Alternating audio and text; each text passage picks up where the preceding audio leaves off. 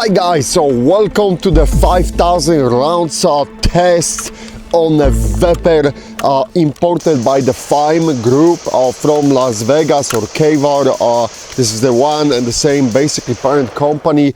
These are Vepr FMs and they convert them to more or less AK looking like a rifle. You may remember this rifle from the Clash of the Titans. We have did in the Clash of the Titans when both rifles, the Daniel Defense AR-15 and this Vepr, were going to head through some competitions. We end up with more than 1,500 rounds on it.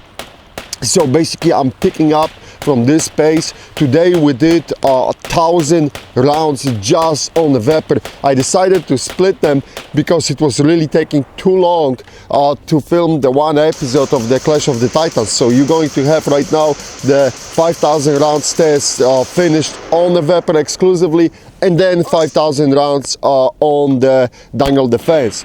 But enough with the bullshit talk, okay? As always, we start from the basic cosmetic issues, if any. And as of right now, I do not see any problems with this rifle. So if my math count is correct, we are at 2,500 rounds with it after today.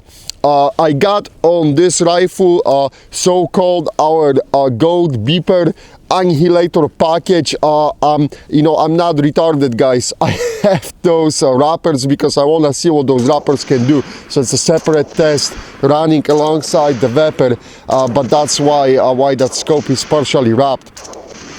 And other than this, as I said, I do not have any comments about the exterior looks of the Vepr. As you can see, during the Clash of the Titans, I have included the M4 stock adapter, and we got the Mission First Tactical stock.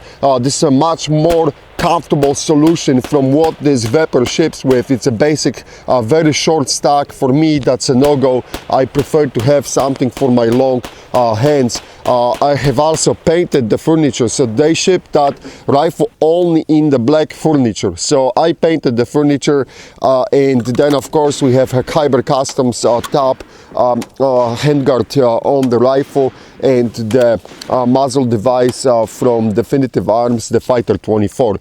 But let's dive inside. Let me remove the scope. And of course magazine. These magazines are made by the WBP company, I think. They got a symbol 11 Radom, but they're good range magazines. Nothing special, guys. They just look cool, okay? But for the range, they are perfect. If you want a beat up magazine, look, they do not have the metal tops. So as you know, that's, you know, it always will be a problem if you'll drop this magazine. Okay, let's dive inside and see, because I didn't have a chance even to look inside. By the way, this is the WBP safety selector, enhanced safety selector, okay? Very cool thing, and worth a little bit money upgrade. All right, the recoil spring is looking perfectly fine. This is, you know, this is the really first time when I'm looking inside the components on this rifle in details. Trigger.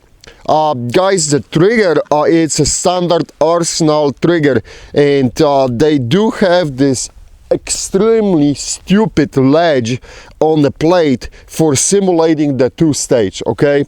I absolutely hate this freaking trigger, but this is how they do it, and they include the same Arsenal USA trigger in those rifles as in their Arsenal rifles. So it is what it is. It's easy to change. Some people are telling me that ALG AKT triggers fit into those Veprs without any mods. So I'm just repeating what I heard from the other members, all right? So if you want to change it, you can change it.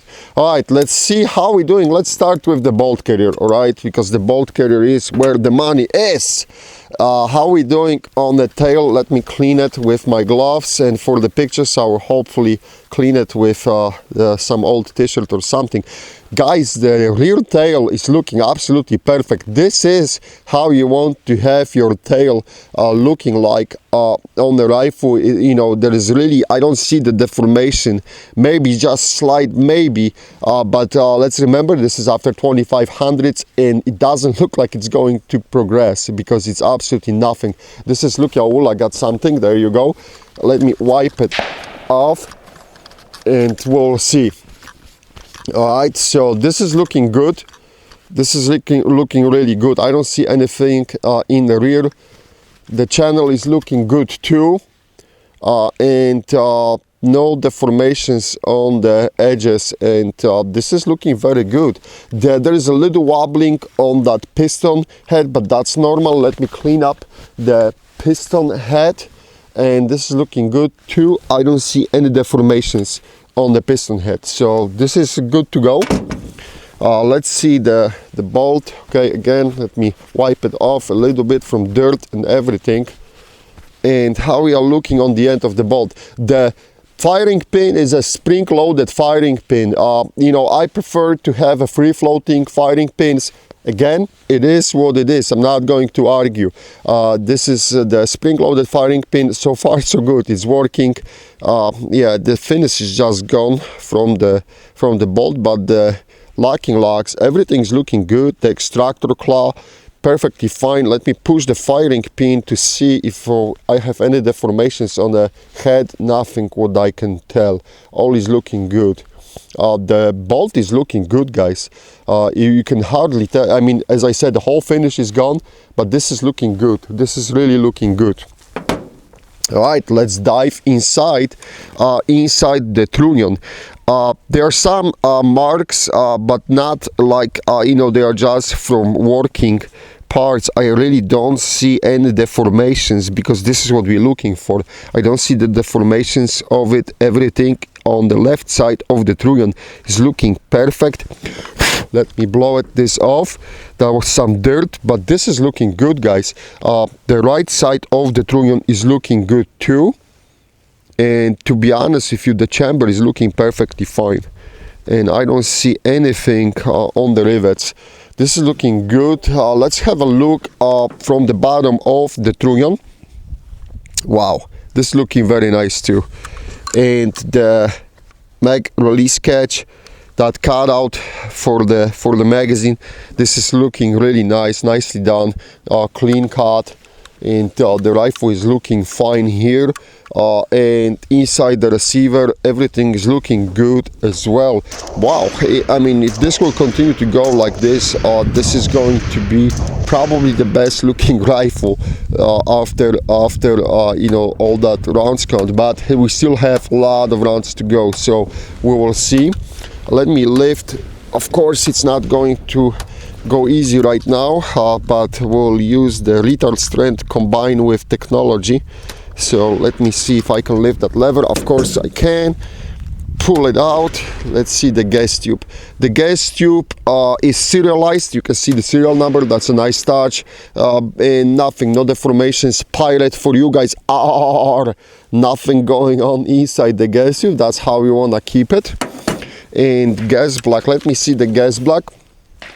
Gas block is looking really nice. There's nothing inside the gas block, and we have basically clean look of the barrel. The barrel is of course called Hammer Forge. You can see the journal marks on it, very cool.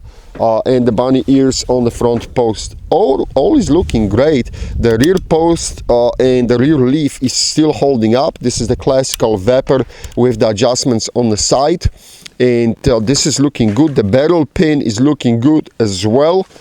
I don't see anything. There's no egging, no nothing.